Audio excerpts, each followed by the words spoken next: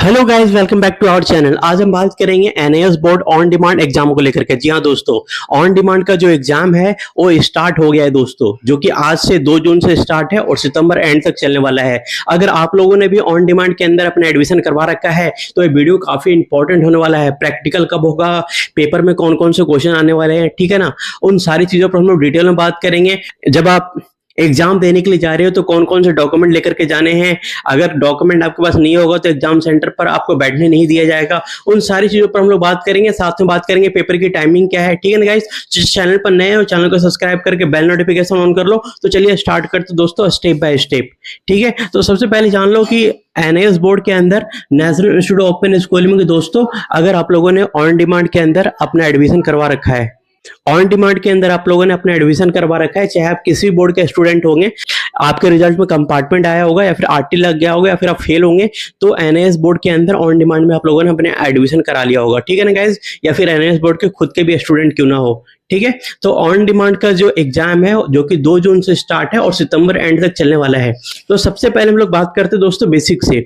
अगर आपका admission confirm हो गया है और एडमिशन कंफर्म होने के बाद आपके पास आईडी कार्ड, हॉल टिकट और आपका जो एडमिशन और आपका जो एप्लीकेशन फॉर्म है अगर आपके पास आ गया है दोस्तों, तो उन सभी को प्रिंट आउट निकलवा के और कलर प्रिंट आउट निकलवा लीजिएगा। कलर प्रिंट आउट निकलवा के अपने पास रख लीजिए, ठीक है ना। एक एप्लीकेशन फॉर्म होगा, एप्लीकेशन फॉर्म को क्या करना होता है, आप अगर आप लोगों ने टीओसी कराया है तो टीओसी के लिए आपको जो सीबीएसई बोर्ड की मार्कशीट है या फिर यूपी बोर्ड की मार्कशीट है या फिर जिस भी बोर्ड के आप स्टूडेंट होंगे उस बोर्ड की जो फेल वाली मार्कशीट है, फेल वाली मार्कशीट होगी या कंपार्टमेंट वाली जो आपकी मार्कशीट होगी उसकी ओरिजिनल कॉपी, जी हाँ ओरिजिनल हार्ड कॉपी, और एप्लीकेशन फॉर्म और आपका आईडी कार्ड, इन तीनों चीजों को एक एनवलप में बंद करके आपको बाई पोस्ट ऑफिस कोरियर कर देना है हेड ऑफिस जो नोएडा सेक्टर 62 है, ठीक है ना दोस्तों।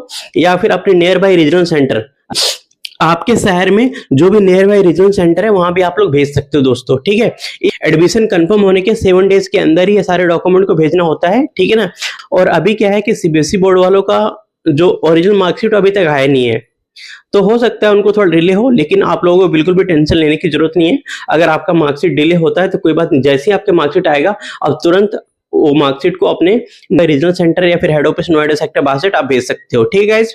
तो अभी जो आपका आईडी कार्ड आ चुका है और आप पेपर, सपोज आपके पेपर आज है या फिर कल है या फिर आप नेक्स्ट मंथ में पेपर देने वाले हो, तो सबसे पहले हम लोग बात कर लेते हैं पेपर टाइमिंग से दोस्तों। एग्जाम की टाइमिंग क्या है, देखो एग्जाम की टाइमिंग जो होती है 2:30 to 5:30 होती है, मतलब 2:30 बजे से 5:30 बजे बीच में आपका पेपर स्टार्ट होता है, ठीक है ना।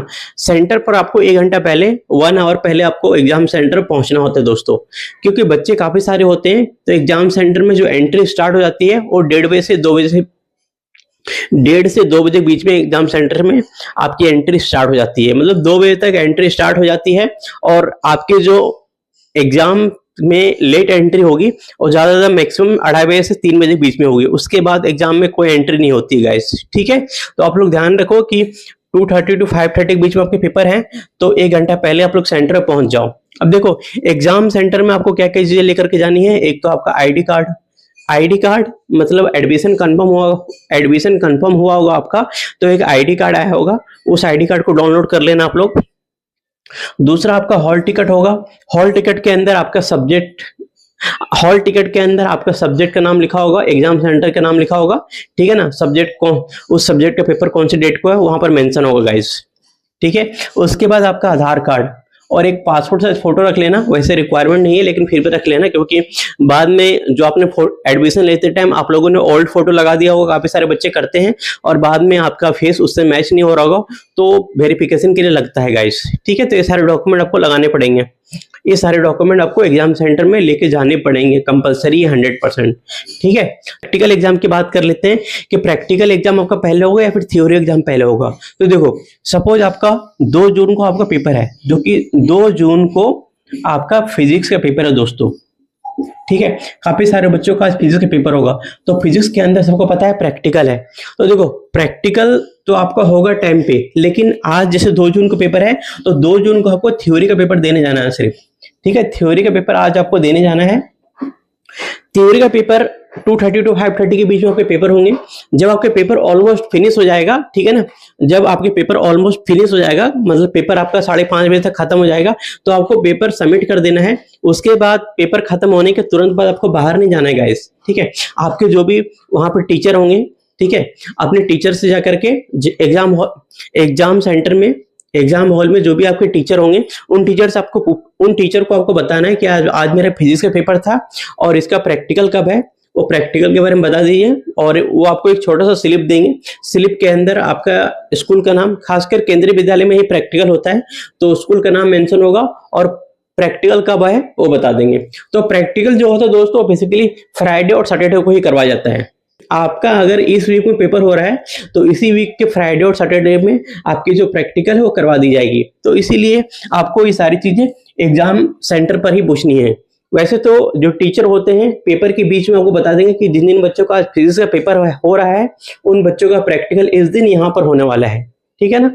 तो वहीं पर आपको तुरंत अनाउंसमेंट करके जो टीचर है वो तुरंत बता देंगे गाइस।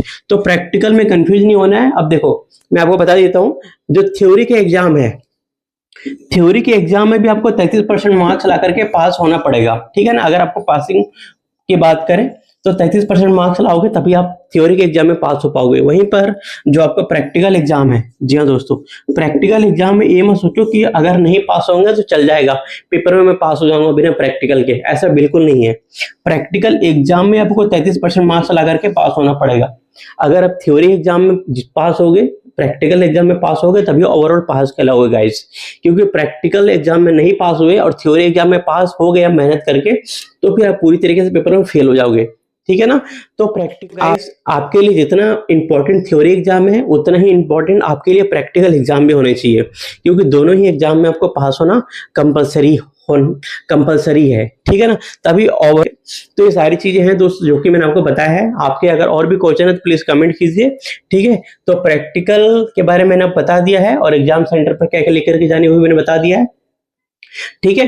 अब हम लोग बात कर लेते हैं ड्रेस कोड को लेकर के। जी हाँ दोस्तों, अब आप लोग एग्जाम देने जा रहे हो, उसके अंदर ड्रेस कोड क्या होता है, ठीक है। काफी सारे बच्चे बोलते हैं कि सर हम सीबीएसई बोर्ड में ड्रेस पहन के जाते थे, सीबीएसई बोर्ड के अंदर जब एग्जाम देने जाते थे, जब सीबीएसई बोर्ड के अंदर एग्जाम देने के लिए जाते थे तो उसमें प्रॉपर ड्रेस पहन के जाते थे, तो क्या एनआईएस बोर्ड के अंदर भी ड्रेस कोड होगा? तो देखो मैं आप सभी को क्लियर कर देना चाहता हूँ, एनआईएस बोर्ड का जो एग्जाम है वो डिस्टेंस माध्यम से आप लोग पेपर होता है इसका। एनआईएस बोर्ड के अंदर जो आप लोग एग्जाम देने जा रहे हो ऑन डिमांड में, इसमें कोई भी किसी भी तरह का कोई भी ड्रेस कोड नहीं होता दोस्तों। जो भी आप घर में फॉर्मल ड्रेस पहनते हो, ठीक है ना, आप अपने फॉर्मल ड्रेस में, ठीक है, अपने हिसाब से जो भी कपड़े आपको सूटेबल करते हैं, तो आप लोग अपने हिसाब से सूटेबल क्लॉथ कपड़े पहन के आप एग्जाम सेंटर में जा सकते हो। तो इसका कोई भी ड्रेस कोड नहीं है, किसी भी तरह का कोई भी रोक टोक नहीं है, आप अपने हिसाब से अपना ड्रेस कोड सिलेक्ट कर सकते हो, ठीक है। तो ये तो हो गया ड्रेस कोड को लेकर के। अब हम लोग बात कर लेते हैं, देखो पेपर के अंदर जब आप लोग एग्जाम हॉल में बैठोगे एग्जाम देने के लिए गाइस, ठीक है, सब जब आप पेपर दे रहे होंगे तो आपके क्वेश्चन पेपर में 41 या फिर 42 लगभग क्वेश्चन होंगे, ठीक है। उसमें से काफी सारे क्वेश्चन 10 से 15 एमसीक्यू क्वेश्चन होंगे। तो जो क्वेश्चन आपको पहले आएगा, ठीक है ना, तो सपोज जो भी क्वेश्चन आपको पहले आएगा तो आंसर शीट में, जी हाँ दोस्तों, आंसर शीट के अंदर आपको सिर्फ क्वेश्चन नंबर डालना है, ठीक है। वैसे तो सबसे पहले जैसे आपको क्वेश्चन मिलेगा तो क्वेश्चन को एक बारी ध्यान से 15 से 20 मिनट पढ़ना है गाइस, ठीक है। क्वेश्चन को ध्यान से 15 से 20 मिनट पढ़ना है। क्वेश्चन को ध्यान से पढ़ लोगे, उसके बाद आपको पता चल जाएगा भाई कि मेरे को ये क्वेश्चन आता है और मेरे को ये क्वेश्चन नहीं आता है, ठीक है। तो जो भी क्वेश्चन आपको पहले आएगा, ठीक है, बिल्कुल अच्छे से जो भी क्वेश्चन आएगा आपको क्वेश्चन नंबर एंटर करना है। जैसे कि मेरे को क्वेश्चन नंबर 5 पहले आ रहा है, तो मैं इस तरीके से क्वेश्चन नंबर 5 लिख दूंगा और यहाँ पे जस्ट नीचे आंसर लिख करके, यहाँ पे आंसर, उसका जो आंसर होता है ऑप्शन, ठीक है, उसका जो आंसर है वो नीचे मैं आंसर लिख दूंगा, ठीक है। तो जो क्वेश्चन आपको पहले आएगा उस क्वेश्चन को ही पहले अटेम्प्ट करना है, ठीक है। सपोज आपको क्वेश्चन नंबर 41 पहले आता है तो क्वेश्चन नंबर 41 को ही पहले करना है, ये नहीं कि क्वेश्चन नंबर 1 से स्टार्ट कर देना है, 2 वो करना है, वो क्वेश्चन नहीं आता फिर भी मैं कर रहा हूँ, ऐसा बिल्कुल नहीं है। जो क्वेश्चन आपको पहले आता है, क्योंकि 3 घंटे का टाइम है, सबके लिए इक्वल टाइम है गाइस, तो आपको जो क्वेश्चन पहले आता है उसी क्वेश्चन को अटेम्प्ट करना है। और अगर आप लोगों ने सारे क्वेश्चन को कर लिए जो पहले आता है, उसके बाद क्या करना है, जो क्वेश्चन को आपको थोड़ा बहुत आता है उसको करना है, फिर जो क्वेश्चन को नहीं आता है उन क्वेश्चन को बना बना के लिखना है। मतलब आपके जितने भी क्वेश्चन होंगे 41 क्वेश्चन, और 3 घंटे में आप जितने भी क्वेश्चन कर सकते हो उतनी क्वेश्चन को आपको करना है। लगभग पूरा सीट आपको भर के आना है अगर ऑन डिमांड के अंदर पास होना चाहते हो तो गाइस, ठीक है। कोई भी क्वेश्चन को छोड़ना नहीं है, पूरे क्वेश्चन को अटेम्प्ट करके आओ, और जो जो क्वेश्चन आपको पहले आता है उस क्वेश्चन को अटेम्प्ट करो गाइस, ठीक है ना। बाकी आप लोगों ने previous year question paper solve किया होगा तो आपको आइडिया आ गया होगा किस तरीके से पेपर आते हैं, किस तरीके से क्वेश्चन पेपर सॉल्व करना है, ठीक है। इसीलिए मैं आप सभी को बोलता हूँ कि प्रीवियस ईयर जो क्वेश्चन पेपर है एनआईएस बोर्ड का वो सॉल्व किया करो, आपको एक आइडिया आ जाएगा, आपको एक आइडिया आएगा कि पेपर किस तरीके से आता है, कैसे क्वेश्चन को सॉल्व करना है, ठीक है ना। तो ये पूरा है दोस्तों ऑन डिमांड का प्रोसेस। बाकी जो न्यू बच्चे हैं अभी ऑन डिमांड में एडमिशन लेने की सोच रहे हैं, अगर आप लोग एडमिशन कराना चाहते हो जितनी जल्दी आप लोग एडमिशन करा लो उतनी जल्दी आपके एडमिशन कंफर्म हो जाएंगे, और आपका उतनी जल्दी एडमिशन होने के बाद पेपर भी होगा और रिजल्ट भी आ जाएगा गाइस, ठीक है। तो ऑन डिमांड का जो रिजल्ट आता है वो पेपर देने के बाद 45 to 60 डेज के अंदर आपके जो रिजल्ट है वो डिक्लेयर कर दिए जाते हैं, ठीक है। तो ये पूरा प्रोसेस है ऑन डिमांड का। बाकी आपके और भी क्वेश्चन प्लीज कमेंट करो। मिलते हैं आपको अगले वीडियो में, तब तक के लिए थैंक यू, जय हिंद।